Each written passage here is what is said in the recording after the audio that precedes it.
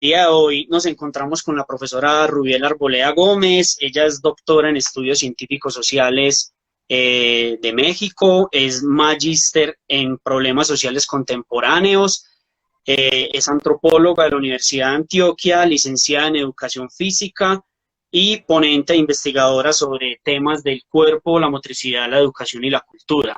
Además de ello, la profesora hace poco nos contaba y es que es una mujer bastante autónoma, una mujer muy crítica y amante de la salsa. Profe, buenas noches y bienvenida. ¿Cómo estás? Buenas noches para todos. Gracias por la invitación. Esperemos que nos resulte bien este encuentro. Claro, profe. Bueno, entonces digamos que el tema de hoy, como lo hayan visto en la publicidad, es sobre las orientaciones pedagógicas para las prácticas de las expresiones motrices a partir de una pedagogía del cuerpo. Profe, cuéntanos un poco por qué este tema, a manera de abrebocas, desde las experiencias que has tenido en la maestría, ¿cierto?, con las gestantes y también con sus compañeras en tiempos de pandemia. ¿Por qué el tema? Bueno, mira, Omar Andrés, yo hace mucho rato que vengo proponiéndole al campo y he sido muy reflexivo y muy crítico como una manera de tener la experiencia del cuerpo y de la motricidad que desborde algunas lógicas que nos han marcado. Entonces, bueno, yo construí en un momento acompañadas con la profesora Lucelena Gallo y con la profesora Neri Molina, pero pues ya desde antes venía con la cantaleta como de unos principios orientadores que tuvieran como el centro en la corporeidad. De hecho, yo en algún momento me atreví a proponerlo para la escuela, un asunto muy difícil, y ahorita pues lo he ido centrando en nuestro campo. Y quiero aclarar que la propuesta que yo traigo como de orientaciones y que he venido trabajando en el libro de expresiones motrices está, he hecho varias apuestas en México, he realizado muchos talleres y no con educadores físicos ni con gente del campo, entrenadores, recreacionistas y demás, sino con maestros de escuela, y hemos tenido unas experiencias muy bellas. La idea central es ponerle cuerpo a la educación. Y en nuestro campo, pues cuerpo y motricidad que tengan otro sentido y que desborden pues como una suerte de dualismos y de estereotipos que han marcado nuestro ejercicio pedagógico. Mi discurso ha sido muy situado en un lugar de algo muy complejo y que desconoce el deporte, que desconoce el entrenamiento, que desconoce la recreación y demás, y no.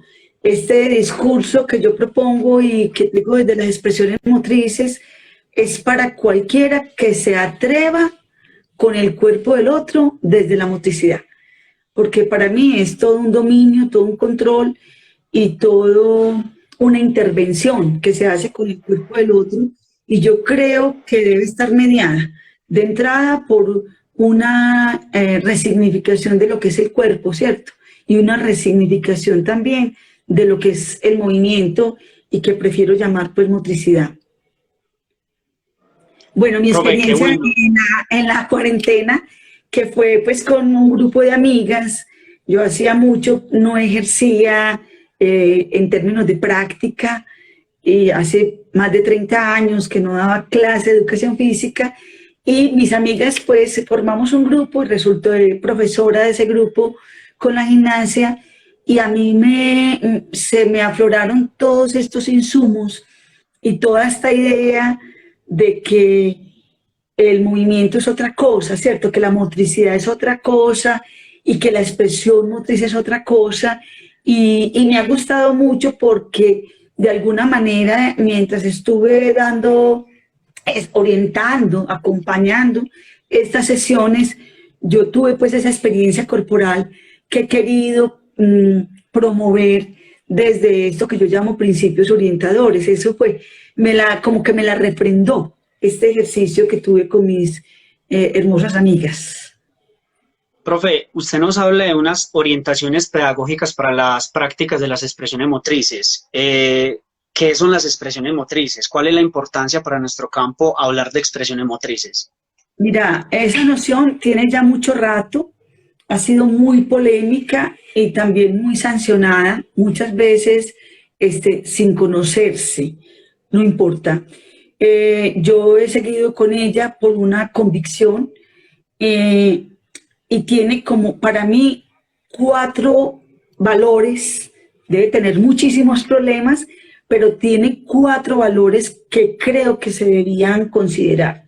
El primero es la resignificación de términos que han marcado nuestra historia, como el de educación física, el de recreación, el del mismo ocio y hasta el juego, que han marcado nuestra historia y que se han ubicado como en una perspectiva dualista, en una perspectiva muy clara para su origen. Es que el origen de la noción de la primera parte del siglo XIX es un origen europeo donde correspondía a la lógica moderna, es decir, era una cosa física que había que educar. Pero independiente de eso, es que el término, el significante educación física no da cuenta de los contenidos que nosotros históricamente y más particularmente en el instituto hemos querido otorgarle. Hace mucho hablamos de una mirada integral, de un cuerpo integral, de muchos asuntos que no tenemos ni siquiera claro cómo son, pero que estamos convencidos de que esa es la perspectiva, pero seguimos cabalgando sobre una denominación que es muy polémica. A mí me cuestiona mucho que todavía las creaciones actuales vuelvan a ese significante como si no hubiéramos trabajado de muchas maneras por controvertir esa noción que nos marca tanto en nuestro ejercicio y que nos ha ubicado en la escuela en un lugar. Es decir, nosotros, el estatuto que goza el educador físico está muy marcado por esa idea de la educación de lo físico, y lo físico realmente tampoco habla de nuestra singularidad, que es la motricidad. Esa es una virtud que yo le veo a la noción de expresiones motrices. La otra es que se propone como un campo semántico. La gente cree, y nuestros colegas, que es que ya no podemos decir deporte. No, deporte es una noción limpia, bonita, clara, que evoca, es una, epistemológicamente se salva mucho. Y que se entiende muy fácil que es el deporte, ¿cierto? No hace educación física, no hace recreación. Entonces, lo que he querido es, como nos criamos con una triada, educación física, deporte y recreación, es construir una noción que integre, que ofrezca como un campo semántico, un sema común, un común denominador, un arraigo común, y que, además de esas nociones en ese concepto, permite abrirse, porque es que nuestro campo, queramos o no, nuestro campo, hay muchas maneras del campo, lo que yo he llamado modos del campo. Están adaptadas, ajustadas, artísticas, comunitarias, de aventura. Nuestro campo se abrió como corresponde al mundo contemporáneo, a la eclosión. Entonces lo que yo digo es una noción que recoge, nos delimita el campo académico, pero también permite a ese campo dialogar, abrirse, eclosionar, y también nos da esa condición transdisciplinar que nos permite dialogar con otros campos. Yo estoy convencida que el teatro, las artes escénicas hacen nuestro campo, y nosotros, eso nos da una posibilidad de comunicarnos, por ejemplo, con la Facultad de Artes, donde están danza y teatro. El circo también me parece a mí que es de nuestro campo en la definición que yo propongo de expresiones motrices. Otra virtud también del concepto es que es una construcción local, que se inscribe en las epistemologías otras alternativas latinoamericanas, que es una manera de configurar conocimiento propia y apropiada a partir de experiencias locales. Me han criticado que eso no, porque al construir la noción tengo que acudir a teóricos como Baruch Spinoza, por ejemplo, ¿cierto? El mismo Deleuze. ¿Qué pasa? Primero, eso es una ingenuidad pensar que deja de ser local porque reconoce saberes de otra parte. Es que no es que vamos a borrar el mundo y a construir un mundo, no. Como decía Torres, un pensador crítico latinoamericano, Alfonso Torres, de Costa Rica, dice, los pensadores en Latinoamérica tenemos que tener un pie, ¿cierto?, en las construcciones, si se quiere, eurocentristas y hegemónicas, y otro pie acá. No es que vamos a volver a ignorar verdades y certezas que se ha construido la ciencia y el saber. Es que las reinterpretamos a la luz de nuestros propios contenidos, y de nuestras propias necesidades, intereses y problemas.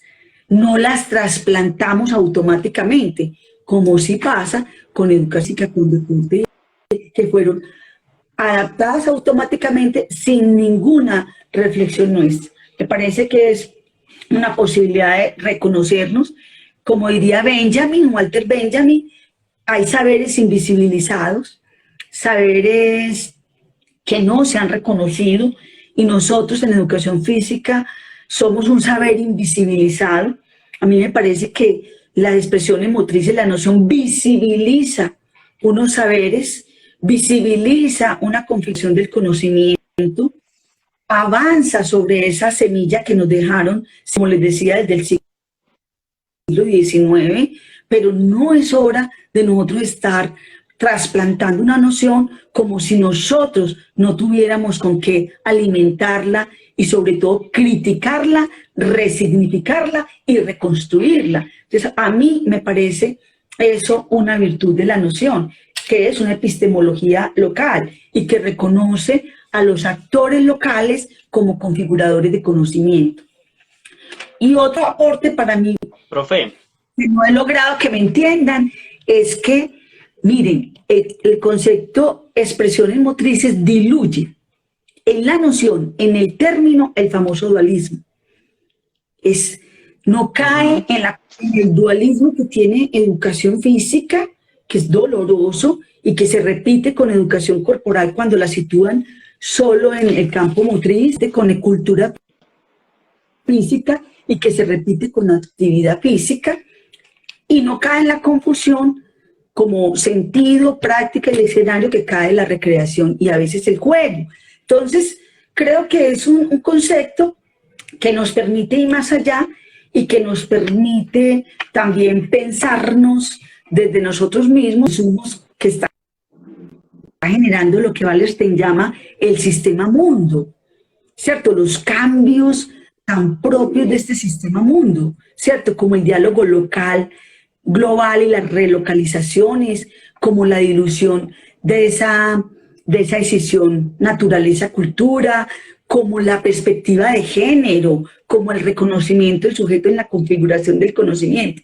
Es decir, es una noción que digamos que yo soy la que le he dado contenido, pero que las emergencias de conceptos se dan con la conjugación de muchos asuntos que no están en una persona, ¿cierto? Eso es la conjugación de las lógicas mundiales y de las lógicas locales que van generando la necesidad de otra noción. Dale, Omar, que me apasiono y no paro. Profe, no, sabemos muy bien y por eso te admiramos, sobre todo porque es un concepto muy importante para nuestro campo y que más allá de admirarte, lo defendemos y consideramos que el debate es importante que se dé y creo que por eso estamos acá. Precisamente, profe, hay los programas académicos de distintas universidades vienen aquí en Colombia, en algunos lugares de Latinoamérica, vienen planteándose la posibilidad de construir a partir de el concepto de las expresiones motrices, profe, ¿cierto? Pasto, la Universidad de los Llanos, la misma Universidad de Antioquia, entre otras instituciones. ¿Cuál es esa importancia, profe, que en el currículo esté este proceso y este concepto más allá que un concepto, como un programa interiorizado desde sus contenidos, sus propuestas y sus proyecciones. A mí me parece, de hecho me llamaron esta semana de la Universidad de Los Llanos para que les explicara algo. Me parece, bueno, que están acatando una necesidad. Puede que el concepto de expresiones motrices no sea, pero sí están leyendo la necesidad de reconfigurar nuestro campo de saber desde las nuevas, digamos, fuentes que están llegando. Es decir, es que nosotros no nos podemos quedar estáticos. Un profesor me decía, es que yo no hablo de expresiones motrices porque no saben qué es. Yo digo, pero ¿cómo un académico dice esto? Entonces ninguna disciplina podría hablar, porque si llegamos a filosofía y un estudiante no sabe qué es etos, entonces más bien no hablemos de eso. Vamos a psicología y no saben qué es el sujeto, ¿cierto? No saben qué es el ente, entonces mejor no hablemos de eso. Un estudiante de primer semestre probablemente no va a saber qué es una episiorrafia en medicina.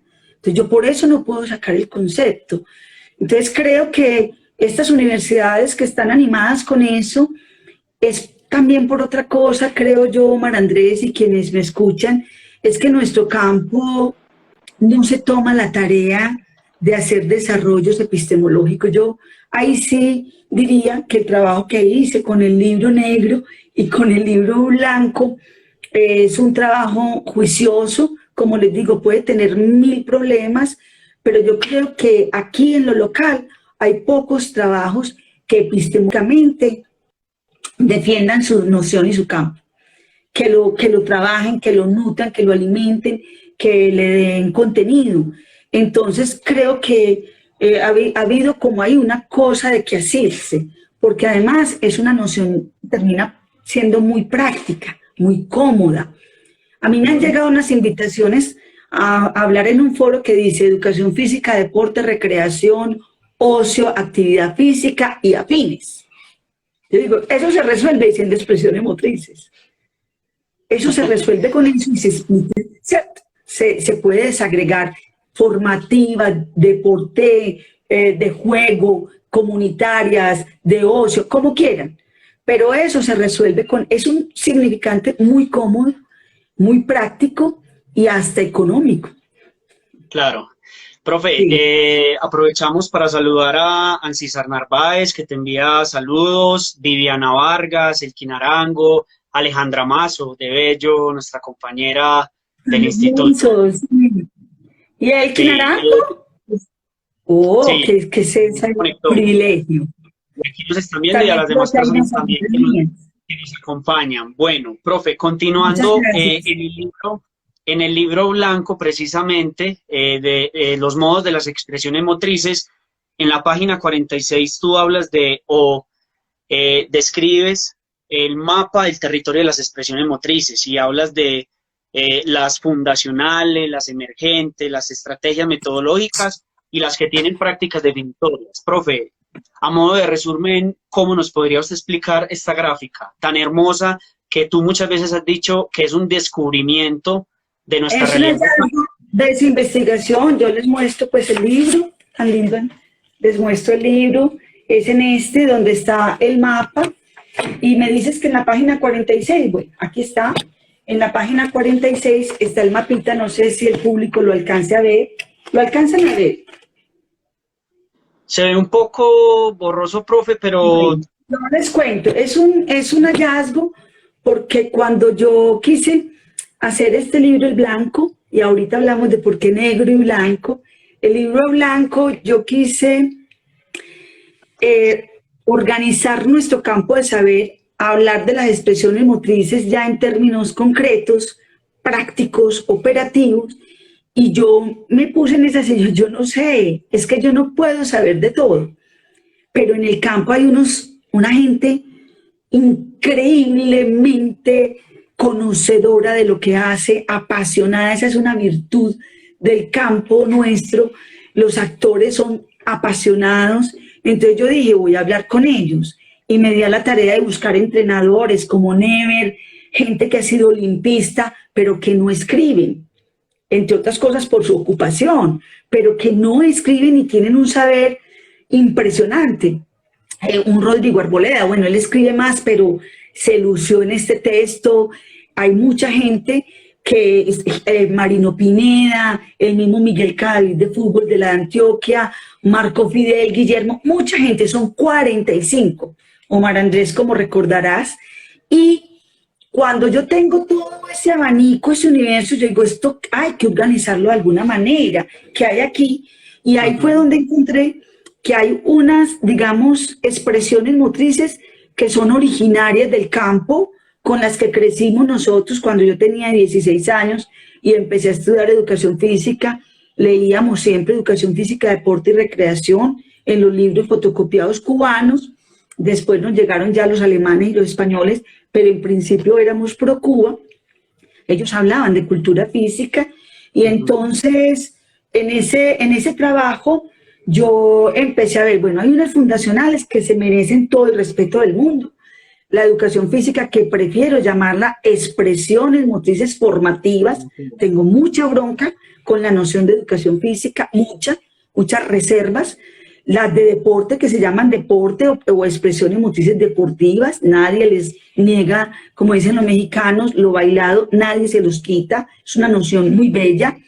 Expresiones motrices de juego, con esas, digamos, se originó el campo.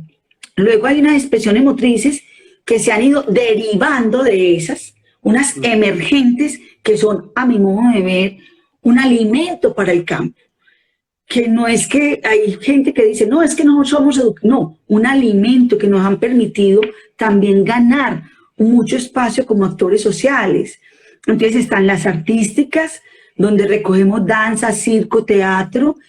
Están también las expresiones motrices adaptadas, donde están gestantes, tercera edad, terapéuticas, donde están hipertensos, obesos, comunitarias, que son las personas en situaciones singulares, como en situación de calle, situación de cárcel. Estas personas también, ha habido una deriva de la educación física y del campo hacia eso. A esas son las que llamo emergentes, ¿cierto? Que son muy importantes y que han alimentado y han hecho, digamos, expandido al campo. Y lo más significativo, que diría yo, es que también han sabido interpretar las demandas del contexto social a nuestro campo. Vean, si no, nosotros no nos movemos y no nos eclosionamos así, la educación física moriría en la escuela. Cuando salimos del bachillerato, el deporte se limitaría a las canchas, ¿cierto? Y la recreación a escenarios particulares donde llevan un sujeto que te divierta, que a mí me parece un error y una perspectiva muy loca de la noción de recreación. Entonces, nos abrimos y creo que hemos sabido tender un puente desde esas emergencias con la sociedad y que hemos logrado un lugar, digamos, como actores sociales y culturales, que no nos lo creemos, es otra cosa, pero que ahí tenemos un lugar importante. Esta pandemia me lo ha mostrado también. Ese lugar que tiene quien puede decirnos cómo movernos adecuada y alegremente, ¿cierto? Sí, profe. Y hay otras que teníamos confusas, que yo llamo, que son más estrategias metodológicas, donde están actividades acuáticas, actividades gimnásticas, atléticas y el mismo entrenamiento y rítmicas, que no son el deporte en sí. Es decir, actividad acuática no es natación, actividad atlética no es atletismo, actividad rítmica no es danza, ¿cierto? Y el entrenamiento no es el deporte. El entrenamiento es una estrategia, la reina de las estrategias metodológicas aplicada al deporte, pero que es una estrategia metodológica. Entonces ese mapa pone, digamos, hace una cartografía de cómo están las expresiones motrices ahora. Hay una cosa muy importante que para mí también fue un descubrimiento, y es que no todas las expresiones motrices tienen prácticas propias que las definen.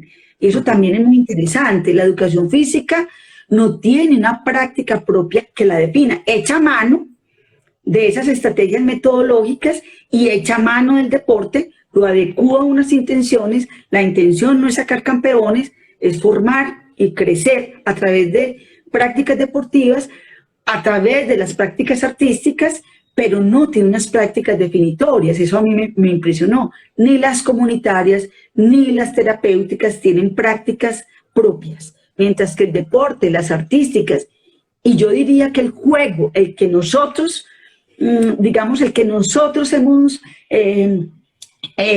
adoptado para nuestro campo, sí tienen prácticas puntuales. Ahora, el profesor Pareja tiene una estrategia metodológica muy bella.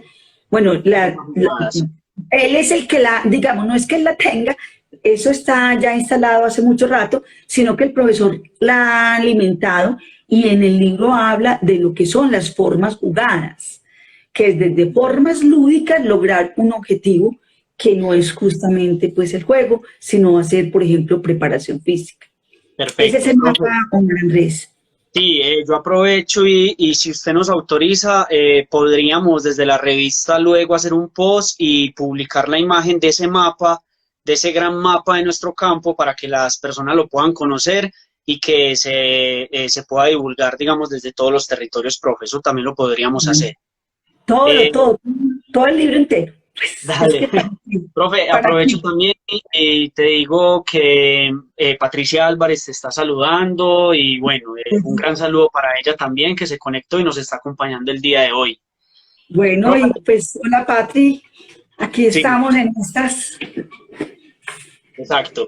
Profe, precisamente este campo para mí es muy hermoso, es un campo muy amplio, un campo muy bonito, desde el cual se puede construir diversas reflexiones.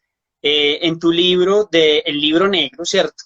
Hablabas de la posibilidad de la unidad en la universidad, en la diversidad, perdón. Y nos contabas, y en muchas charlas lo has hecho, profe, como que muchas veces no sabemos el gran poder social que tenemos, ¿cierto? Y que no sabemos cómo utilizarlo, o en términos formativos, humanos, de la posibilidad de una sociedad distinta. Tenemos un gran poder, profe. ¿Por qué? Mira, lo que pasa es que nosotros no nos la creemos, en lo que yo digo, porque somos hijos pues de esa modernidad primera, donde pues el cuerpo fue relegado a lo objetivo, ¿cierto? Fue objetivado a lo orgánico, a lo tangible, a lo medible, ¿cierto? El cuerpo entonces... los discursos del cuerpo los legitimó la medicina, por ejemplo, remite siempre a lo fisiológico, uno podría decir a lo matérico. Eso es innegable, el cuerpo es una constante y es nuestra realidad matérica contundente, insoslayable, pero el cuerpo es más que eso. Entonces, cuando nosotros nos atrevemos con el cuerpo del otro, estamos, digamos, interviniendo en ese sujeto integral, no solo que se mueva así, sino que en ese movimiento está todo el sujeto. Por eso a mí me da ya un poco de miedo intervenir, porque es que es una responsabilidad muy fuerte.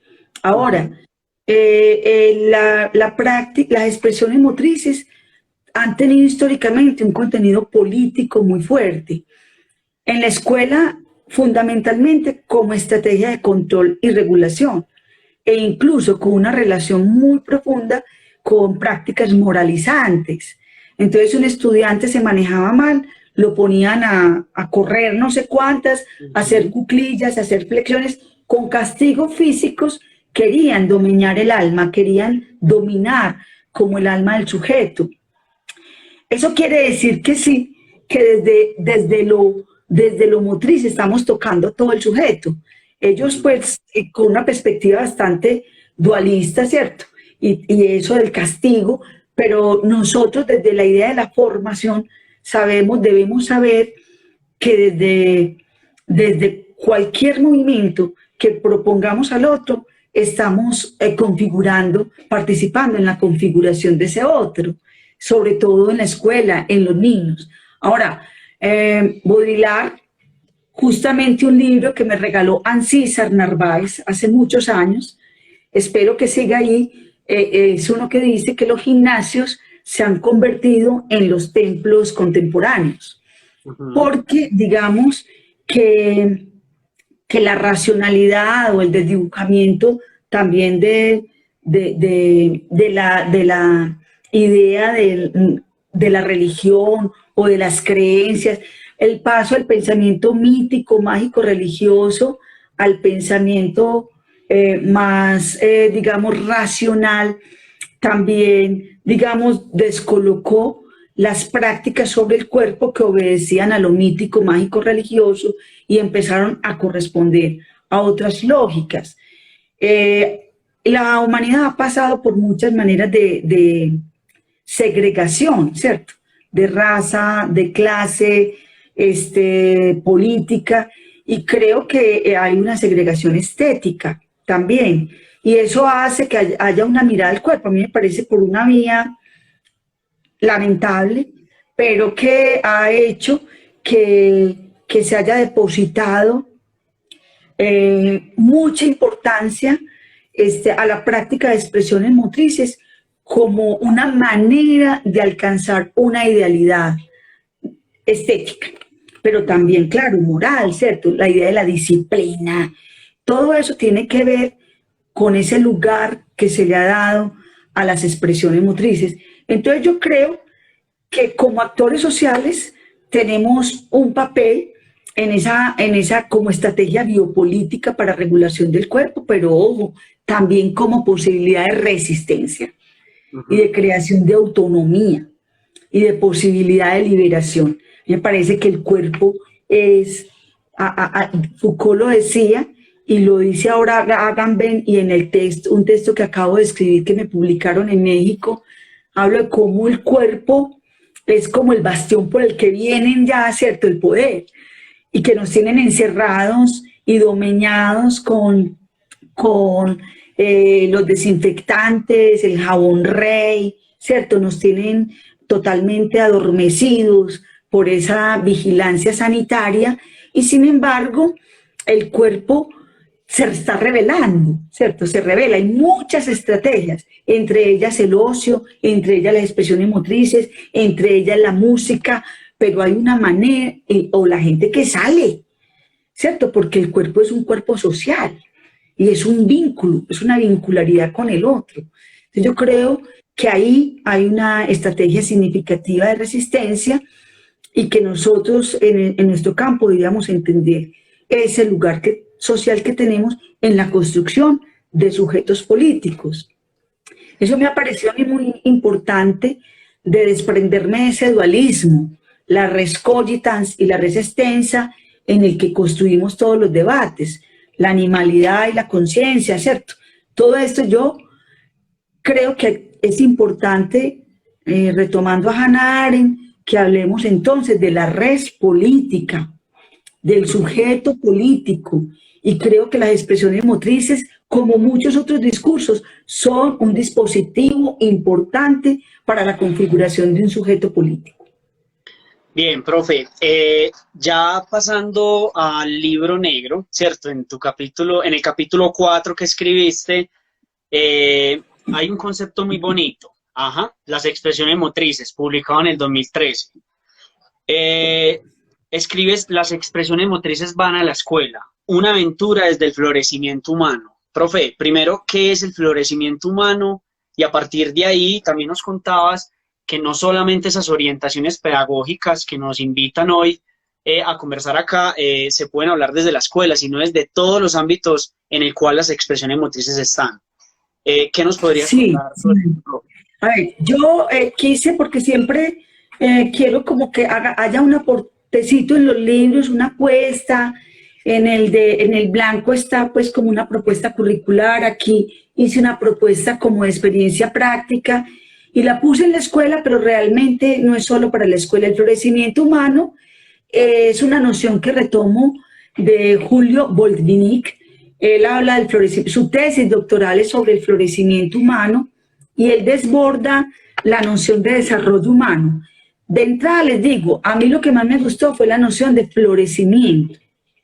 Hay una obra de arte que se llama de Max Ernst, no sé si se pronuncia bien, que se llama Florecimiento, y es Florescencia, y es simplemente un dibujo que va en cuadritos, son unos cuadritos, y va de pequeño hasta que se va engrandeciendo. Entonces yo dije, claro, ese es el florecimiento. El florecimiento es que cada uno, con las condiciones y posibilidades que tenga, se florezca. El florecimiento humano es habla de generar condiciones para que el ser humano desarrolle al máximo sus potenciales, sea más, como dice Freire, o como dice Spinoza, un acrecentamiento del ser. Entonces, a mí me parece hermosa esa noción, además porque Volvini dice, sí, está bien, tenemos unas necesidades básicas que hay que satisfacer, lo que ahora llaman unos mínimos vitales, pero esos mínimos vitales ampliados, pues, como que el desarrollo humano ha dicho que la identidad es una necesidad básica, y yo sí lo creo, el lugar social es una necesidad básica, pero él dice, además, que se necesita más condiciones cuando se tiene mayor potencial. Es decir, si vos tenés un potencial para ser bailarín y nunca te dan esa condición, nunca vas a florecer ahí. Entonces pensemos en una flor. Hay flores más complicaditas, salen hermosas, pero necesitan un ambiente, unas condiciones para potencializar. Entonces, Volvini nos dice, es que el florecer no es solo con las necesidades básicas satisfechas, necesitamos más condiciones para que todos los sujetos saquen lo maravilloso que son. Yo tengo una amiga, Clara Mazo, que en esta pandemia, amiga de mi generación, en esta pandemia empezamos a leer y ella iba ilustrando, yo digo que traduciendo a dibujo la palabra. Una cosa que yo digo, eso es impresionante, porque va oyendo y va pintando.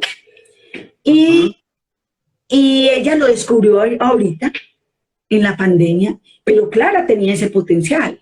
Si desde chiquita le brindan condiciones o ella hubiera sido, pues, desde antes, lo que ahorita estaba mostrando con tanta habilidad y tanta inteligencia.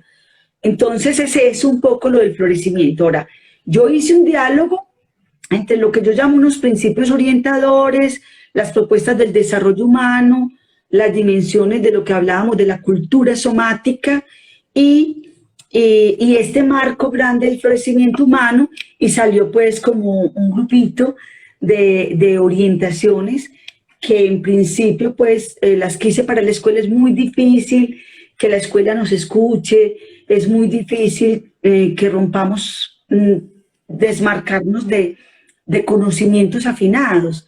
Yo digo que el saber positivo es un saber muy cómodo, ¿cierto? Saber cómo se llaman los músculos, eso es muy importante y es un saber muy cómodo pero desprenderte de eso, entrar como en la incertidumbre es muy complicado.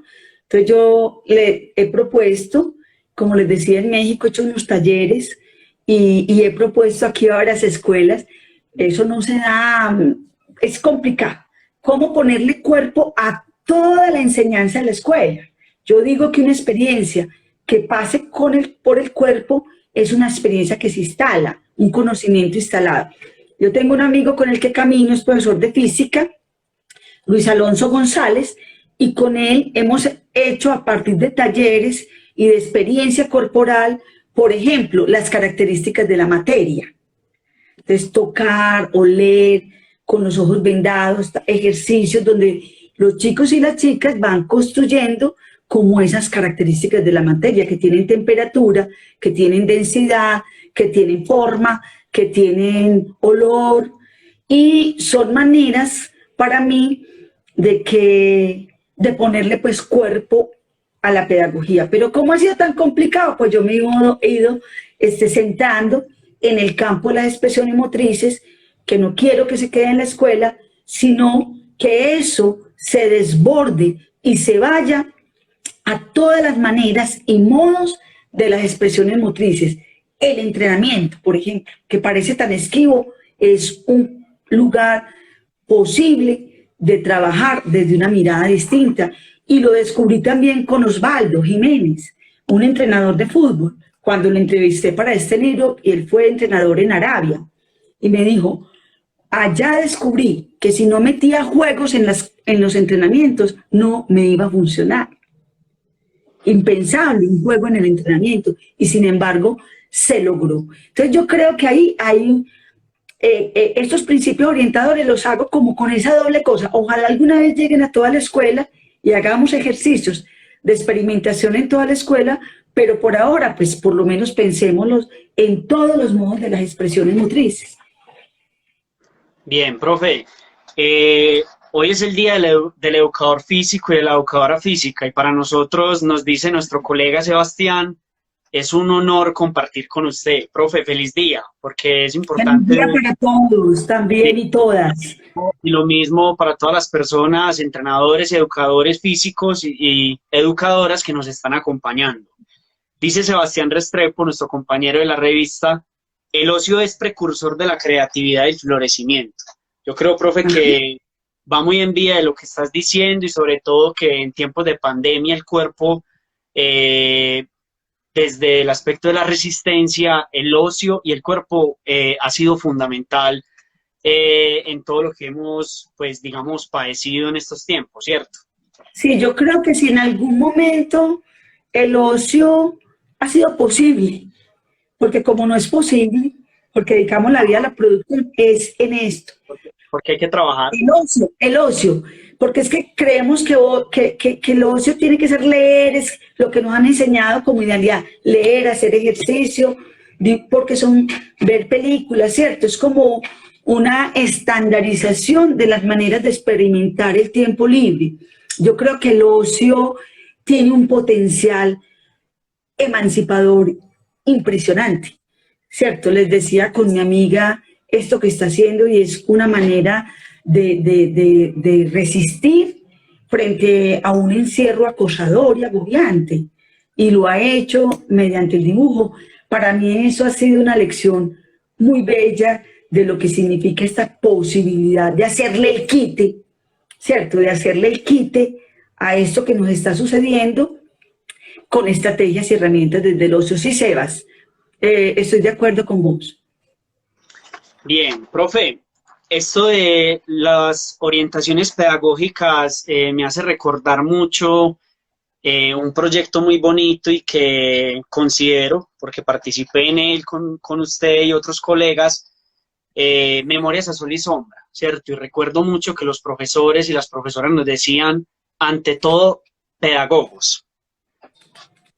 Como ahora que estamos hablando de las orientaciones pedagógicas, de las expresiones motrices, ¿qué nos podrías compartir al respecto, profe? Bueno, si quieren, yo es que estoy viendo ya el tiempo y sufro mucho, porque pues se acaba a las 7, ¿cierto?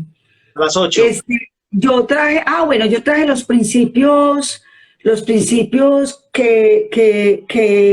los que les he hablado, y si quieren rápidamente hablamos un poco de ellos. Hay uno que yo llamo... Antes de continuar, si quiere, si usted nos puede regalar unos 10 minuticos más, ¿cierto? Apenas se nos vaya a cortar la llamada, podemos abrir de nuevo, y si las personas quieren acompañarnos y finalizar, pero es, profe, también como contando con su tiempo y para no abusar también de su espacio. Yo no tengo problema, porque me angustia, porque casi nunca he tenido espacio de contar todo el rollo. Entonces, cuando me lo dan, pues lo aprovecho, porque los libros, nosotros no nos leemos. Ustedes más que nadie lo saben. A mí, colegas queridos, me han dicho, Ruby, te hemos criticado sin leer, sin leerte. Y entonces, es muy doloroso, porque eso es una herencia de la colonia. Nosotros no nos leemos a nosotros mismos. A la gente de educación física no nos leen, ¿cierto? Es una realidad. Entonces, pues bueno...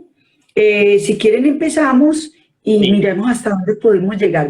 Hay un principio que yo he llamado de la corporeidad, que es simplemente no, complejamente pensar tener conciencia de lo corporal.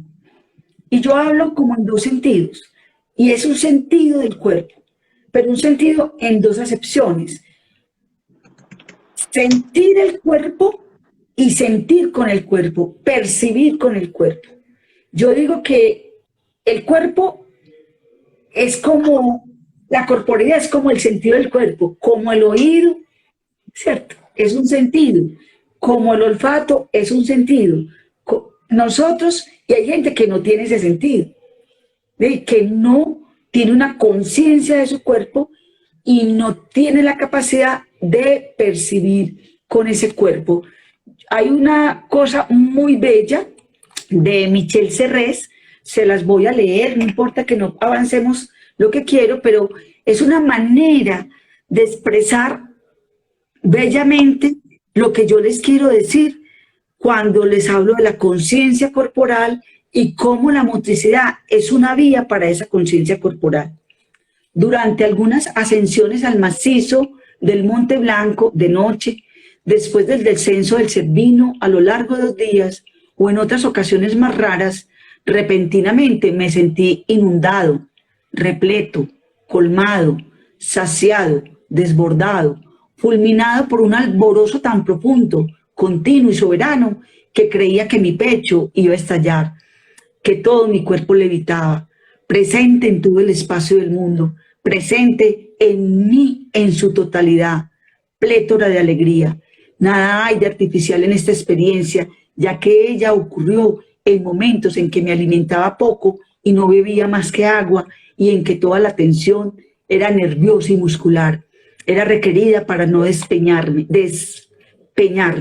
Por lo tanto, el éxtasis intervenía durante un periodo activo en el que me movía, en el que la dura realidad movilizaba todo mi cuerpo. Eso es lo que yo quiero. Queda más bellamente dicho así, eso de la conciencia corporal y de esa integración entre ese movimiento y esa conciencia. Sí, bueno, hay otro principio que lo he llamado de integralidad, ¿cierto? Que es la idea de cómo somos una unicidad cuerpo-espíritu y también una unicidad fragmentaria. Nosotros en educación física, en entrenamiento, trabajamos mucho el cuerpo fracturado y a uno le toca como integrarse, ¿cierto? Como si trabajamos piernas, brazos, y la idea es que somos una integralidad.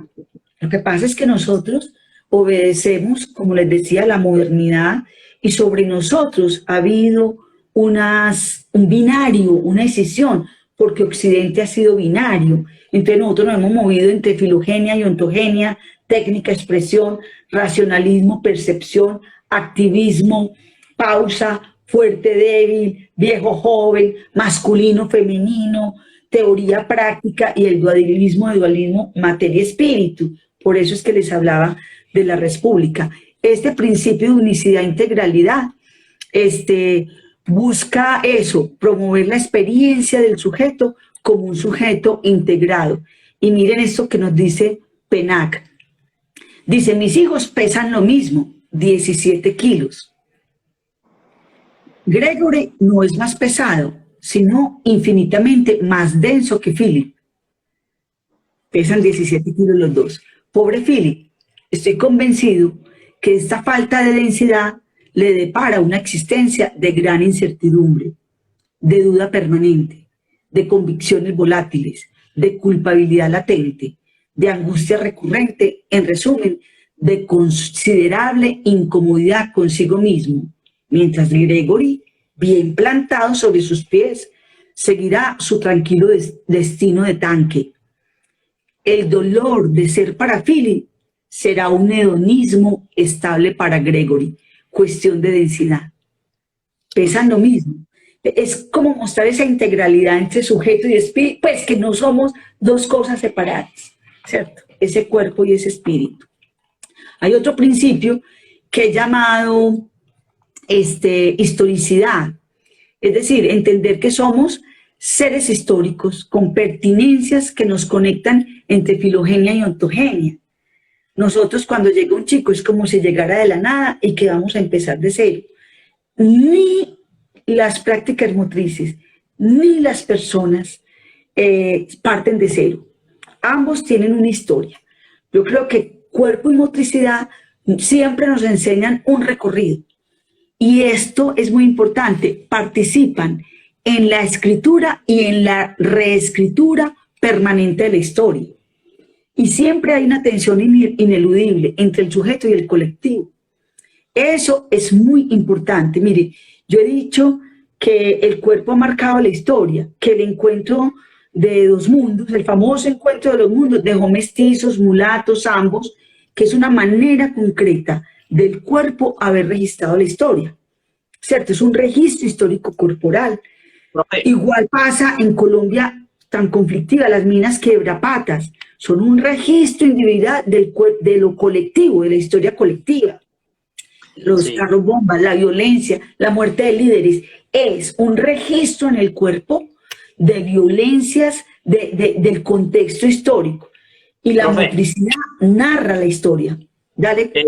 no, para avisarle a todas las personas que nos acompañan que como Instagram solo nos deja conectarnos una hora, si se nos corta la llamada, vamos a continuar el envío, ¿cierto? Creamos otro para que nos acompañen, que la idea es que conversemos unos 10, 15 minuticos más con la profesora, que el tema no quede corto y bueno, que nos disfrutemos esta noche acompañando en el día de la educadora física, del educador físico, con el gran honor con la profe Ruby y aprendiendo sobre ella y sobre las expresiones motrices. Entonces ya saben, si se corta, volvemos y nos conectamos, que vamos a continuar unos minuticos más. Dale, profe, Bueno, continúa.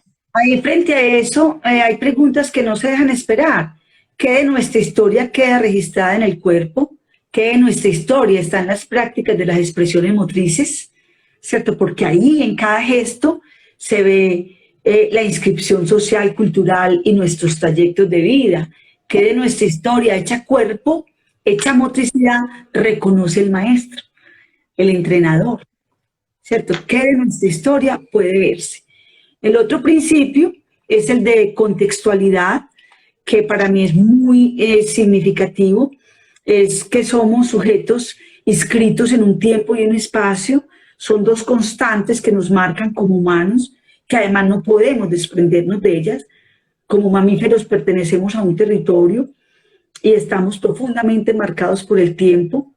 Eso nos inscribe en el mundo y nos otorga acervos sociales y culturales que nos marcan y que los llevamos.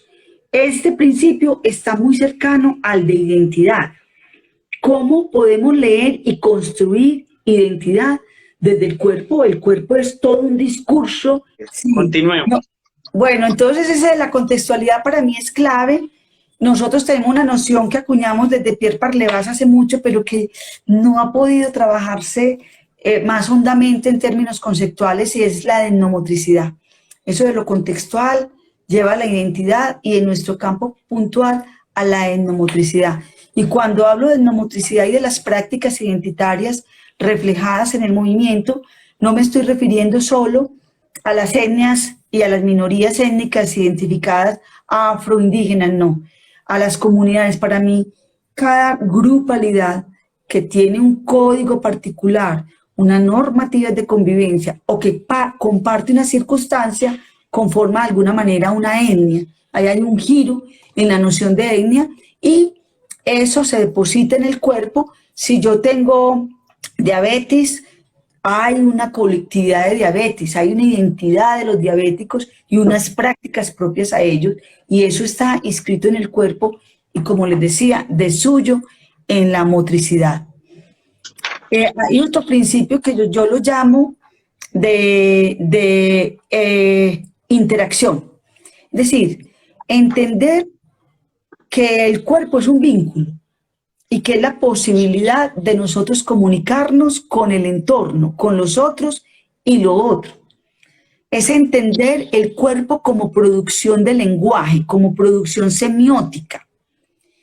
Y que la motricidad es una manera de esa semiótica que nos permite comunicarnos con los otros, ¿cierto? Nosotros hablamos de un cuerpo situado, un locus, una proxemia, una cronemia y una kinésica, que es todo un discurso semántico que puede ser interpretado. Es decir, es un discurso gestual que también es educado y que de pronto es como uno de los empeños que tenemos en la escuela de educar esa gestualidad en términos de la normativa y de los estándares y de las idealidades sociales, ¿cierto? Eso pues habla de la kinésica de ese cuerpo, de ese sujeto inscrito, ¿cierto? Y de cómo lo inscribe a él mismo esa comunidad. Los espacios que conservamos entre uno y otro también están marcados por los contextos socioculturales. Ahí eso lo articula una noción que he llamado la otredad. Y esa noción de otredad tiene que ver con la necesidad de comprender que hay un otro distinto a mí que también es posible. En nuestro campo es un campo muy, miren que hablamos de selección, selección Colombia, selección de voleibol, selección. Es un campo muy excluyente y es un campo que tiene estándares para mucho. Es decir, es muy complejo y nos queda muy difícil entender que hay un otro distinto que tiene tanta presencia como yo y tiene validez en el mundo. Yo simplemente les digo, hay un otro también posible. Y si pensamos distinto, eso no quiere decir que es mi enemigo. Es decir, es un otro que también es posible, que es un disenso y también es posible. Y cómo desde la motricidad nosotros hemos hecho selecciones, exclusiones, ¿cierto? Estigmatizaciones por las condiciones que provee la motricidad. La otredad, pues, es una opción de respeto a la diferencia, al disenso, ofrece al cuerpo de la matriz y a la motricidad un matiz también político significativo. Son sujetos comprometidos con un proyecto social que pasa por el respeto a sí mismo y que se proyecta en un respeto al otro. Eso es muy importante y yo creo que en el campo de la motricidad tenemos un terreno maravilloso para hablar de eso. En particular, en el deporte y en el juego hay escenarios preciosos para la construcción política de la consideración del disenso y la diferencia. Yo he acuñado una noción de autogénesis, que no es otra cosa que el potencial motriz que subyace en cada sujeto, que nos da para ser un talento deportivo o simplemente para tener buena calidad de movimiento y nos permita vivir la vida cotidiana adecuadamente desde lo motriz, lo postural, lo corporal. Que tengamos una buena lateralidad, puede que mi motricidad solo me dé para eso. Ese concepto yo lo retomé, lo replanteé desde el concepto de Antonovsky que habla de salutogénesis. Y él dice, es que nos han metido en estándares de peso, de presión arterial, estándares. Y si nos salimos del estándar estamos enfermos. Pero él dice, es que hay un potencial saludable en cada sujeto. Yo tengo un potencial de salud que incluye lo que la cultura ha llamado enfermedad. Para nosotros enfermedad es todo lo que amenace nuestro deseo de perdurar. Pero realmente nosotros somos perecederos. Ese reconocimiento del potencial del sujeto implica también a un maestro, a un entrenador, ¿cierto? A un actor del campo que reconozca las posibilidades que tiene cada uno y sus límites. Entonces estaríamos hablando de pedagogénesis, ¿cierto? Siempre hay un potencial en el sujeto, para mucho o para poco. Cómo lo identificamos, cómo lo permitimos y cómo respetamos los diferentes potenciales. Serret lo dice así, en su inmensa mayoría los deportistas pierden. Eso es lo que nos enseña la ascesis, perder ciertamente frente a los otros, pero ganar en las cosas mismas y para sí. Yo propongo, porque es innegable el agón, la competencia, pero me parece que debe ser con uno mismo. Soy muy enemiga de las comparaciones, soy enemiga de cuando hablamos el que más, la que más y la que más, o el que más, porque siempre están diciéndole al otro que él no. Y a mí me parece que así no es. Es de potenciales, de talentos, es de proclividades, lo que me gusta, y creo que en eso debemos estar atentos como pedagogos. Otro que he hablado yo de otro orientador es la estética, un principio orientador, que no hable pues del cuerpo solo como bello o feo, sino que estas nociones desborden pues la idea de la apariencia y construyamos de un lado unos argumentos para el que el sujeto se defienda de esa segregación estética. Que yo pueda estar feliz conmigo independiente de los patrones estéticos, estándares que nos imponen. Esa es una estrategia que desde el cuerpo y la motricidad podemos trabajar ahí sí desde la escuela. ¿Cómo le damos argumentos al sujeto para que se aprecie en su condición corporal tal como la tiene? Pero lo otro, y ya limitándome la motricidad, es que la estética a mí me parece un criterio de calidad del movimiento. Me explico. La figura que hace el ejercicio debiera ser suficiente para saber si está bien hecho o mal hecho. El dibujo que se arma, el dibujo, la plástica de ese cuerpo en función. Piensen ustedes a un gran atleta, ese dibujo, un ejercicio bien hecho, hace un dibujo precioso. Piensen como en el escenario o en la cancha como un bastidor, y que muchas veces somos capaces de decir qué jugada tan hermosa, qué gol tan bello, así me lo hayan hecho a mi equipo amado, así lo haga el equipo contrario, ¿cierto? Qué hermosura de jugada. Yo sostengo que uno de los asuntos que más seduce en los olímpicos, que llama a tanta gente a ver, que convoca, yo creo que es el evento del mundo que más gente reúne, donde hay una experiencia comunicativa formidable, más allá de las lenguas, ¿cierto? Es el lenguaje del cuerpo y la motricidad. Sostengo que uno de los grandes seductores para esa audiencia es la belleza. La belleza, yo digo que el movimiento tiene que ser hermoso, la plasticidad como otro atributo para valorar el gesto técnico, más allá de fuerza, resistencia, flexibilidad y velocidad, ¿cierto? Que sean esos atributos. Pienso que la estética implica un disfrute, implica también la gratuidad, y por eso es un sentido hermano de lo lúdico. Mucho que hablar. Sí. El cuerpo en movimiento, digo yo, es en sí mismo una ejecución estética y exhibe su plasticidad e invita a otros elementos para su estimación. Es decir, yo lo que quiero es que además se valore la belleza del movimiento, más que el rendimiento. Un movimiento puede que un salto no me dé para mucho, pero es un salto lindo, fluido. Eso para mí es un atributo muy importante de la motricidad y que podemos cultivar.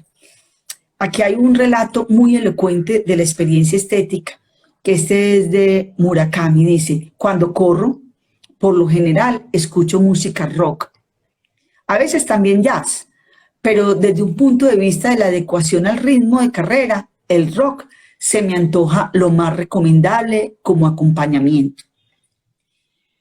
Dice: lo mejor es un ritmo lo más simple posible.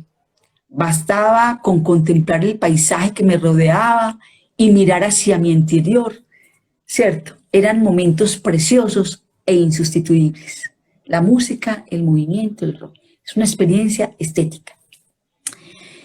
Otro del que he hablado es la creatividad. Esa cosa está muy pegada a la lúdica, a lo estético, y me parece que la creatividad es una estrategia muy importante que habla de la inteligencia.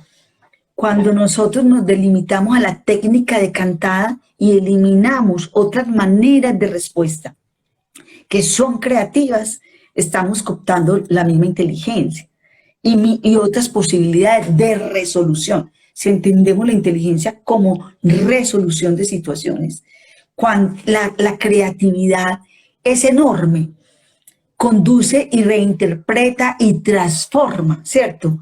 los insumos cognitivos, desborda los valores tradicionales, genera formas espontáneas de responder y resolver, es disruptiva con los códigos establecidos, es disruptiva en sí misma de las normativas.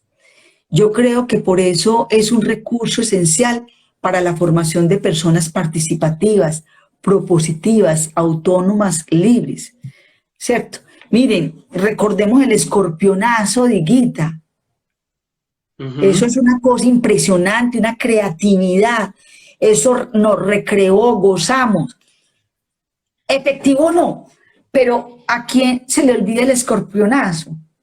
O Pelé que saltaba en el salto. Es decir, son cosas de una creatividad que hablan es de una cosa más allá que la técnica precisa y productiva. Es cómo yo puedo ponerle lo que se llama el estilo, ¿cierto? Que es mi sello personal a esa construcción. Permitamos la creatividad.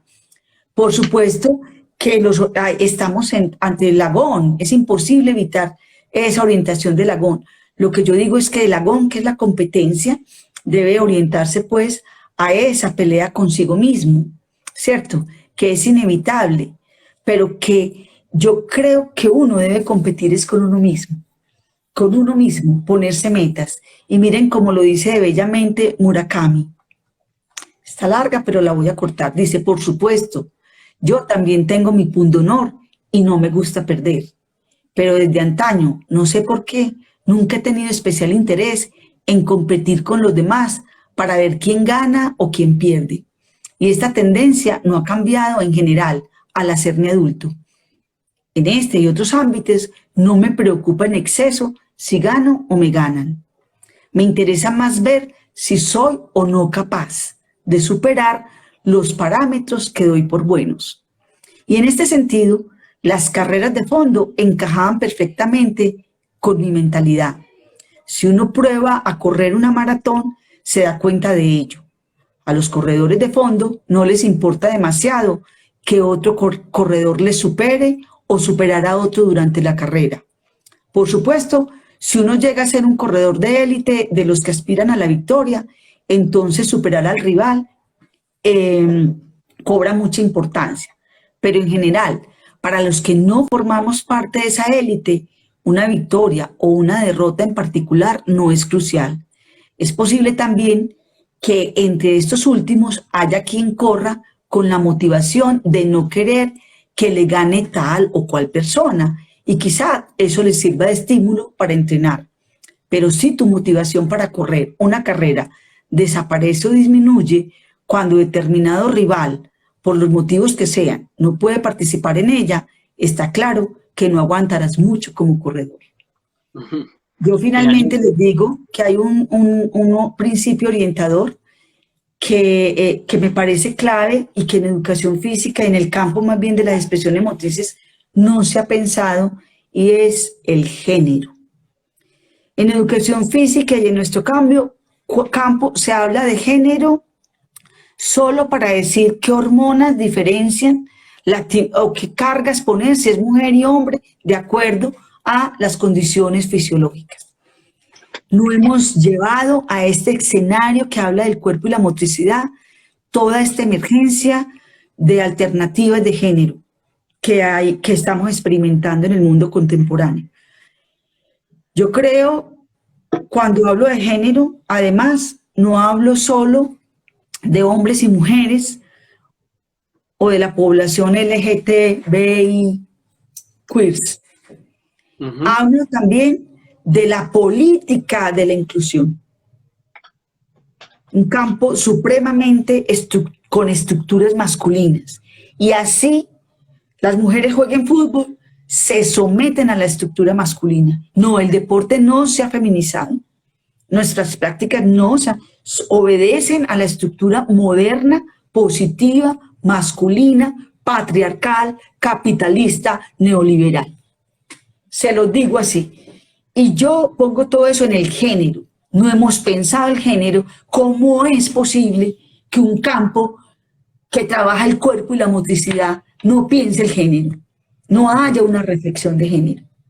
Además, hay un problema ético ahí profundo, profundo. Yo he sabido de entrenadores acosadores. Y una vez le conté a un colega, mira, acosaron a alguien cercano a mí, el entrenador de fútbol, y se rió. A un equipo de niños. ¿Y saben qué me dijo? Ah, eso es muy normal. Eso pasa mucho con los entrenadores y las entrenadoras. Eso pasa mucho. Naturalizado. A mí eso me sobrecogió. Yo dije, no puedo creer que este campo sea tan obtuso ante la ética y ante la perspectiva de género, que se niegue esas reflexiones. Eso para mí es un principio orientador para cualquier modo de las expresiones motrices, para todo lo que tenga que ver con el cuerpo y para la escuela. Omar, ahí dejo yo lo de los principios orientadores.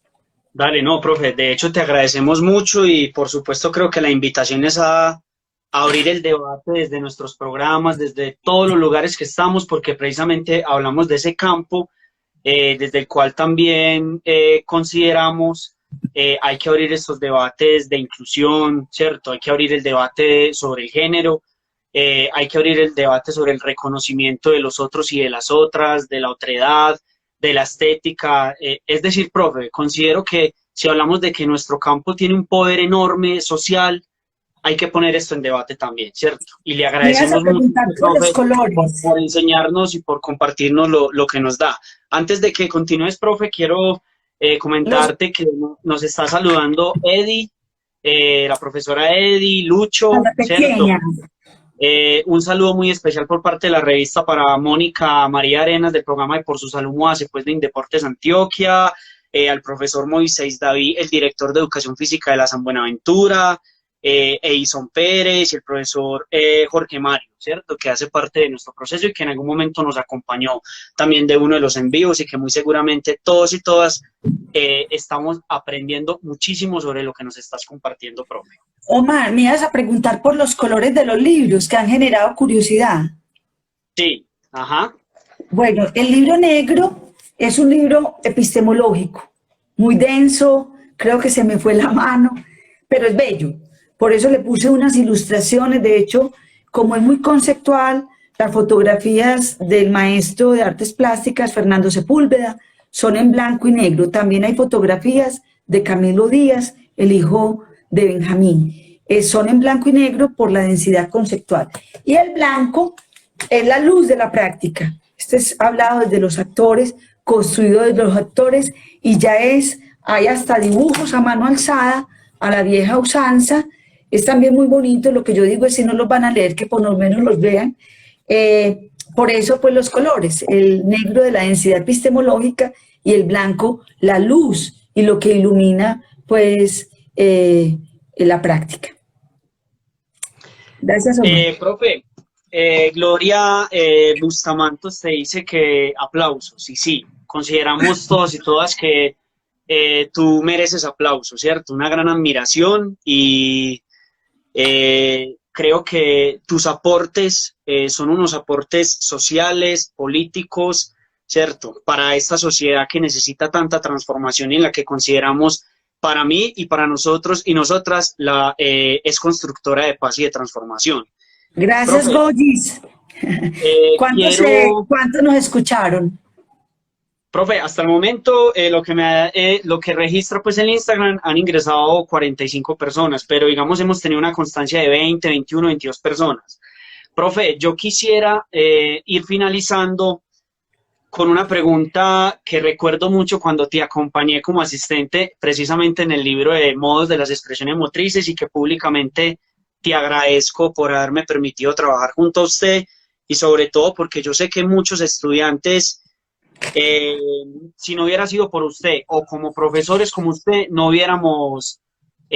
estuviéramos en el lugar que estamos, ¿cierto? Creo que los entrenadores y educadores físicos y educadoras considero debemos mucho a personas como usted.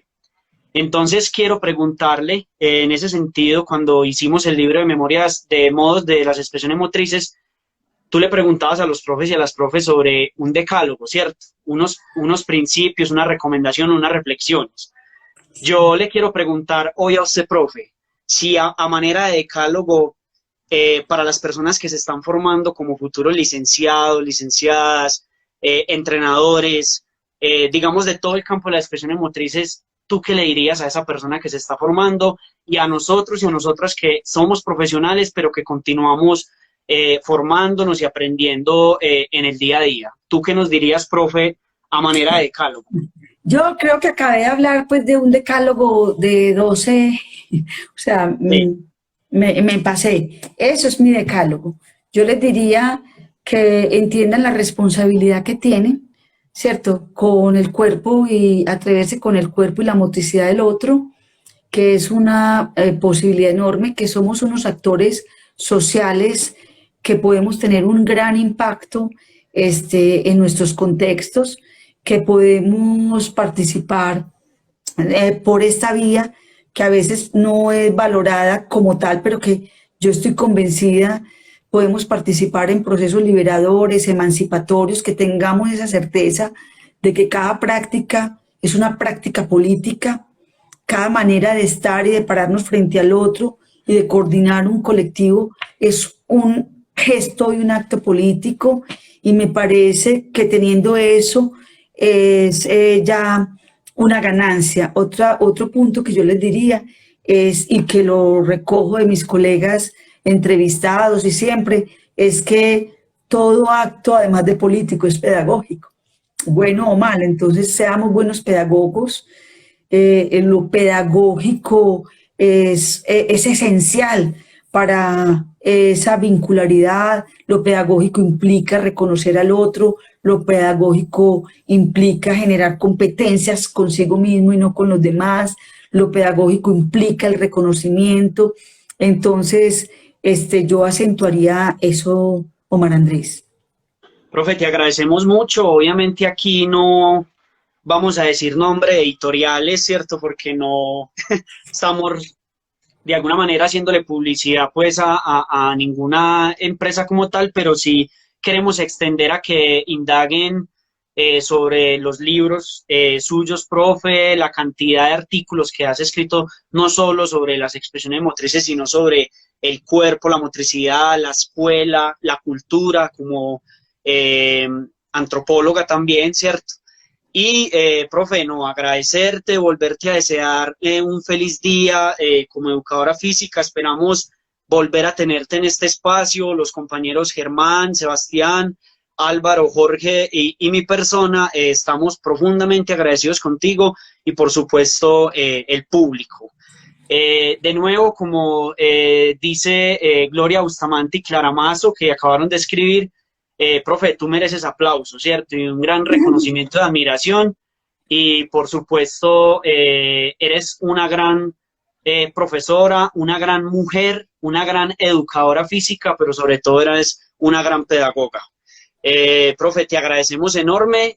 Por parte de la revista, les invitamos a todos y todas a que estén atentos a la revista, a la segunda edición de la revista, y que nos sigan pues en las redes, nos escriban al correo, que esta propuesta busca territorializarse, esta propuesta busca pensar en perspectiva de región y tratar de aportar ese granito de arena para la transformación social desde las expresiones motrices. Entonces, profe, muchísimas gracias y bueno, total admiración de nuevo. Eres una gran persona. Gracias, Omar. Chao. Bueno, Chao a les todos y agradecemos gracias por mucho. estar ahí. Hasta luego, que estén muy bien. Y bueno, considero que nos volveremos a ver en otro espacio.